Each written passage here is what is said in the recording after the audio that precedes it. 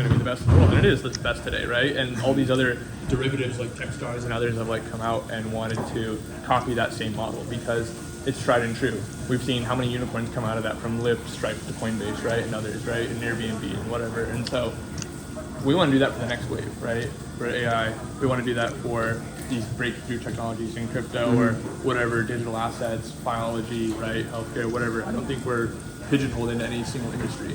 One of those value stacks that I was thinking of, right now, I have a very good proof case of this basically talent search model, which is we run bots,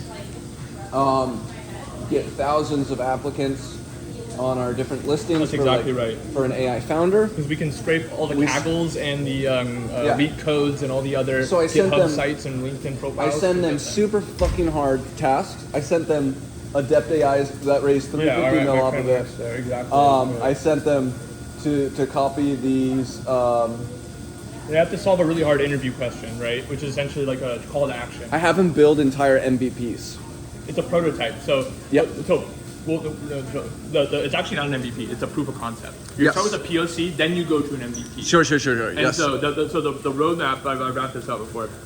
You do the proof of concept, which they're going to show you they can do it. Then you give them the capital, the seed capital, to build the MVP. And then once the MVP is built and we see initial traction, that's when we can do a real funding round. That's right. That's your seed, then they go parabolic. And you get the connections. So the way we de-risk that is by you have nonprofit dollars do the initial funding with a grant. Because the grant will de-risk both us as the capital allocators and them as the builders, because if it doesn't work, we just call it research. And research is just a tax write-off, which means no harm, no foul. I have plenty of billionaires and other like big, well-capitalized groups that are happy to write off tax dollars to good research and good, talent. But that gives us the opportunity to bake in a convertible grant structure that will allow that capital and that investment, but it's a grant. But if they turn it into an idea and it turns out that it has traction, they can convert it to a SAFE, which is an investment in that company, because they want to turn it into a company now. Because it turns out it has traction. Otherwise, guys, it's a grant, you did good, it's a research project, try again, right? We'll give you another grant, right? These can be as small as 10 grand or 5 grand or whatever. They can be as much as 50 grand. I think 50 grand is the top, is the max, right? After that, you want to look for a real venture investment, which is an actual dollar, a real for-profit dollar amount. The key is to give the grant as salary monthly because it connects them to the idea of this is a system. They're rooted to it. Correct.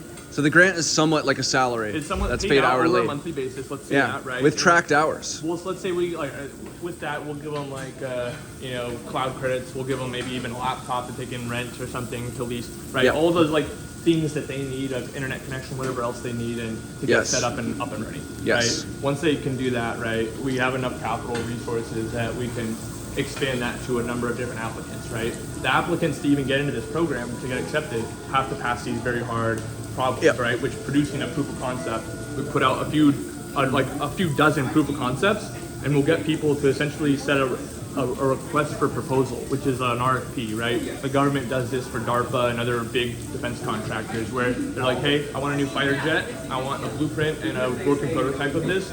Here's $1 million, $1 billion in this case, go build me a prototype, right? They come up with it, they show you the proof of concept. This looks good, okay, Boeing and Lockheed, all right, you guys look good, we're gonna compete, right? Same thing with this, is we're gonna have people competing, because competition is the most important thing that breeds the best results, right? And we pick the best result from that competitive sort of architecture, right?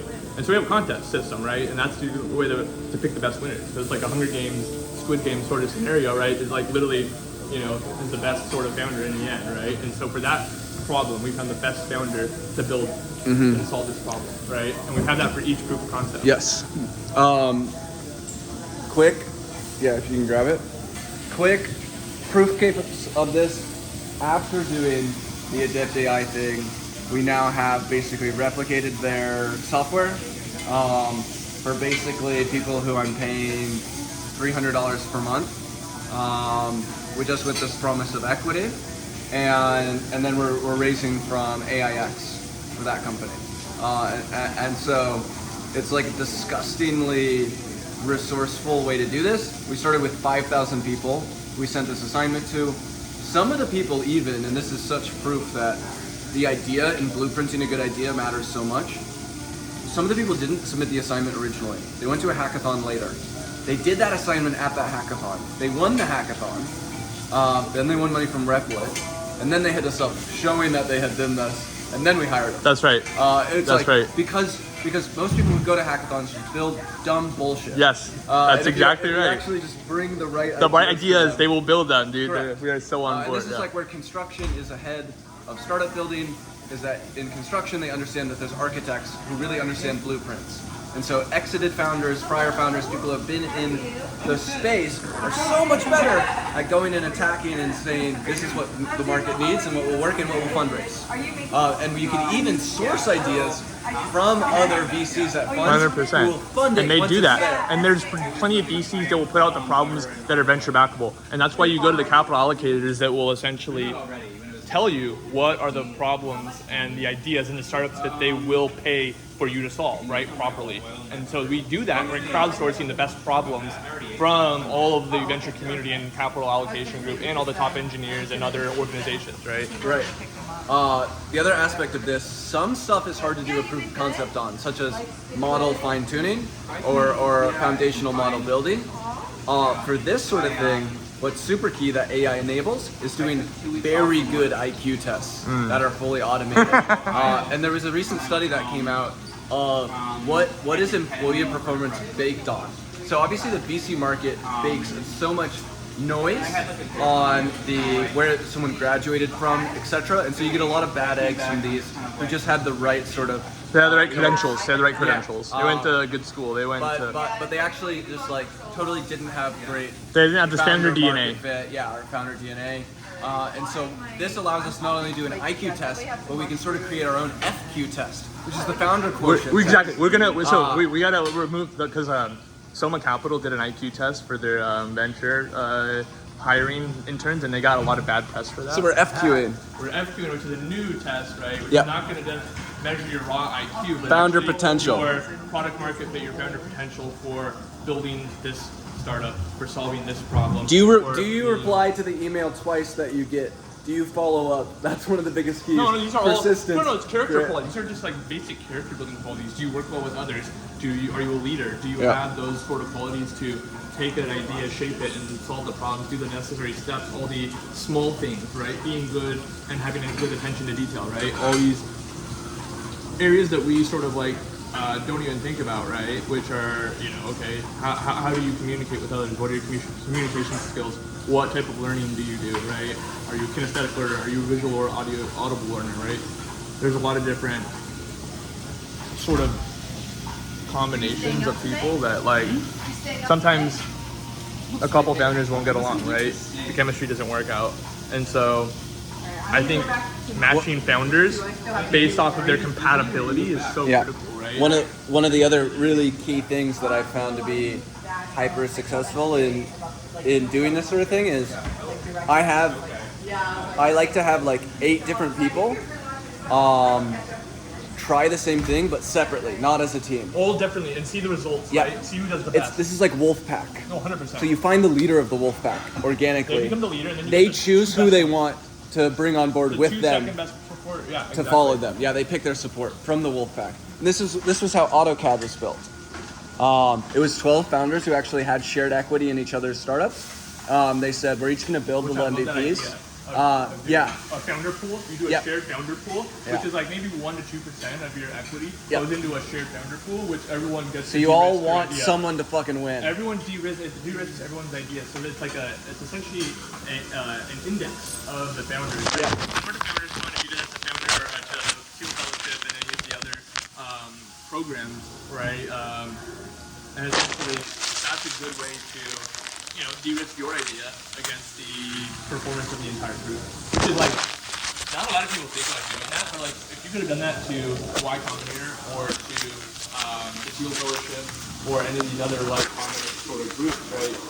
If you did it for the Field Fellowship, I think you'd have like over a 10x return without even Ethereum. Metallic was a Field Fellowship. So if you added that, I think it would be much higher. Obviously. Wait. You're just saying off the capital invested from Theo? No, if you took it's way above 10x. If you took just an index of all of them, because some of them didn't work out. Right. If you just took an index like maybe put a dollar amount. Well, if you look at the original 100K, per person, and you said that you took 2% off of that, you actually would have got something like let's see, I think they've put $24 million into it, and I think they have, not including Ethereum, like 40 billion in value. Massive, the market cap is enormous. Yeah. Right? Not even including Ethereum, which is now, a few hundred billion. So Yeah. that's a massive difference, right? Figma alone was like 20. Okay, so then we know that we need to take a numbers approach to this, right? Which is like, how do we maximize the most shots on goal to find the next Vitalik, to find the next Sam Altman, to find the next Elon, or whoever, Steve Jobs, or whoever that is. Right? Yep. It's a numbers game, right? The more founders you reach, right, the higher odds you get, the better odds you have, right? Yep. Of hitting it big. And I also think you massively de-risk this process, because one of the biggest founder things is literally persistence. I actually heard someone who knew a Teal fellow who basically got the 100K and actually bought marijuana with it and started just fucking smoking a ton. Never did jack all with his idea. And so the thing that I've done, I've just been delegating shit since I was young. I've not been in the standard venture world, which has allowed me to kind of come up from a first principles aspect of finding what works rather than sort of taking the existing blueprints. 100%. And one of the biggest keys is that I just use time tracking software, and I say, look, as long as you clock 30 hours a week, we're going to pay you for 40 hours. And after a month of doing like a team of 8, normally a few people don't really give it. Well, it's the bottom. You have the bottom. You rank and yank, right? You know, you have the bottom performers, and you give them an opportunity to either shape up or let them transition out. That system is so key though, because then after 1 month, I can, rather than giving them a whole fucking 100K, I'm giving people $1,000 to $2,000, and after a month, I'm seeing you de-risk that. You know that they're not going to be doing it, so you de-risk so much capital going into them, and that's already a write-off. That's a tax write-off too, because it's a grant, right? You're paying them as like researchers, and so it's beautiful because capital allocation, right, is now so efficient, right? Because we de-risk so much more dollars for profit that would actually be lost in that case. Because how many companies there are that have been funded that are just like, total duds, that are just like never gonna make it, right? The founder doesn't have the right chemistry with their team. The idea doesn't have product market fit, right? They don't have the right go to market. Whatever the problem is, right? We can identify that early on before we put many resources, financial and others, into making this successful. And that's like the key, right? That's why people are gonna want to invest and get involved in this program, in this model, because that's gonna be game changing. And not a lot of other models incorporate that. Yeah. Right? So what hasn't been done in the venture market is actually focusing on creating the most effective system to turn capital into innovation. And by doing that, you will cease to have this market exist where on the frontier big bubbles form, because you will just create a more efficient market that then derives more of the world's capital to flow into it, because the value creation is higher than capital input. 100%. Today, it is broken, and today, that is why bubbles form. Bubbles do not form in a value, hyper-efficient market. It's kind of looking at the CEO position and turning it more into a salaried position, which is honestly one of the biggest things that almost caused me to not be an innovator, was me looking from first principles. I was being recruited by fucking sports teams who had recruiters since I was like 15 years old. But I really, what I valued about myself was not my athletic ability, but my skills in thinking about the world's biggest problems. But there was no one out there who was willing to give me minimum wage besides Subway or Dairy Queen to work. That's so funny. I wanted to give away 90% of whatever I worked on, even if they let me have 1%, even if they took all my kind of work. I mean, I guess I could intern somewhere. I wanted ownership. Give you a shot. I wanted like 10% of my business idea, and to have a shot and have ownership and just be able to work on that. That didn't exist, and that almost made me think to myself that being a founder isn't actually worth it. That it is actually super risky, because this is codified into culture. Is that it is super risky. Most people don't take the path, as we showed, because it's seen as something where you can just burn out and fail, and you're gonna waste your life, and but anyone who really sticks on the path, who I know, they fucking make it. They make it when they learn so much about innovation, they become way more valuable as an employee to any company, they make better connections so they can get higher end jobs. the exponential path is exponential. 100%. It's just, what is venture investing? It is the de-risking of different stages of company growth. That's what I'll say. And what we're doing is we're just connecting it at the earliest stage. What pre-seed should be is actually just focusing on the de-risking of salary, stipend. For example, this guy, you might know him, Nick Link, for example. He wanted to do this residency and continue working on it. And he's like, he even was trying to raise like $10 million, but he's like, on a real level, he just needed like $5K a month. Yeah, to prove the be model, able to continue just to even prove it. To just try. And so like what most people really need is just that. A small amount just to prove it. So let me say this last part just to summarize everything. We're lowering the barrier to entry for the startup founders. We're also de-risking the upfront investment for the capital allocators to de-risk the idea and prove out both the model and that this process and this founder are the right fit, right, for this idea and for solving this problem, right? Once we solve those two areas, right, once we create that sort of talent flywheel with, you know, the biggest, most important problems that capital allocators are willing to solve and put resources into funding and solving, then we can attract the best sort of, you know, talent from all over the world and whatever disciplines those are, right? For that, and give them that initial sort of chance and opportunity to treat them as an employee, right, or a founder, whatever sort of role that they can see themselves develop into, and we give them that sort of like optionality. And the key is optionality here, right? They can be a researcher and they can just try to do something and it never turned into an idea. They don't fail. We learn by mistakes, but if it turns out that this, you know, even they went through a few failures, right, and it turns out they found and solved a big problem, then they can turn this into a real idea, into a real company, and actually, you know, take real funding and try to go, you know, to the moon or wherever, you know. And just like recruiters do in the football market, where they literally throw training camps and do all this stuff to find people at earlier stages, they're trying to find their Odell Beckhams. We don't do that for or startups. their Tom Brady's.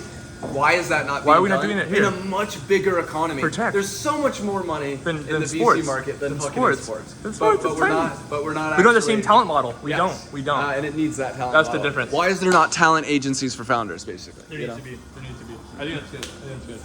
That's a good one. Yeah, sounds good.